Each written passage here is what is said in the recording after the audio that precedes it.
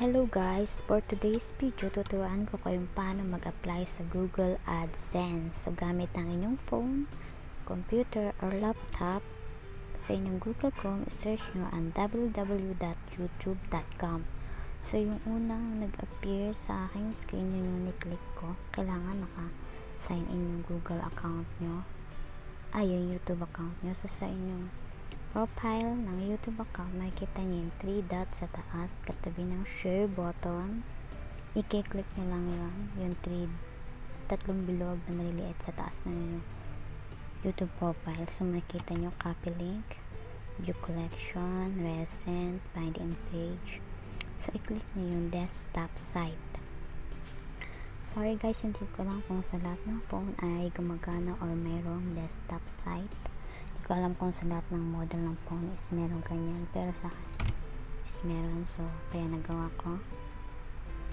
After nyo maklik yung desktop site, lalabas ito sa inyong screen. Kailangan yung naka-sign in dito sa YouTube mo is yung YouTube channel nyo mismo. So makikita nyo yung YouTube profile nyo. I-click nyo yung YouTube profile. Yung profile nyo, yung bilog, i-click nyo sa right side.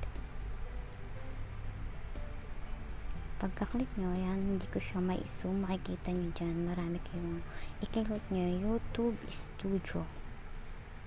So, hindi ko alam kung gumagana to sa ibang phone kasi sabi nila sa iba daw hindi. So, YouTube Studio. Pagka-click mo ng YouTube Studio, ayan yung appear sa inyong phone. So, i-close nyo lang. So, sa left side naman ng inyong phone screen, hanapin natin yung dollars, currency, dollar sign. I'm not sure kung yan. Ayan, makikita nyo yung dollars. Dollar sign. So, ayan. Ayan, na-zoom ko siya. I-click nyo yung dollar sign.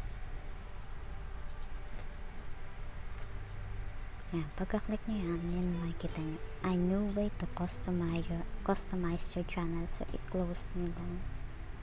Close. Pagka-close nyo, ito naman yung appear sa inyong screen. Go with YouTube.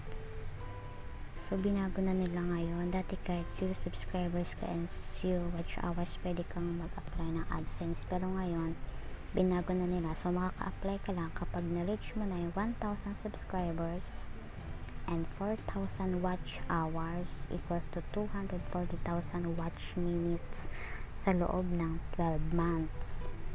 So, saka ka lang maka-apply sa AdSense kapag na-reach mo na yung 1,000 subscribers and 4,000 watch hours or 240,000 minutes sa loob ng isang taon.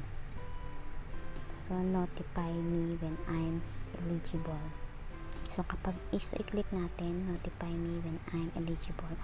Para kapag na-reach mo na yon sa loob ng 12 months, is makakatanggap ka ng message sa AdSense na eligible ka na na-reach mo na yung requirements nila para maka-apply sa AdSense.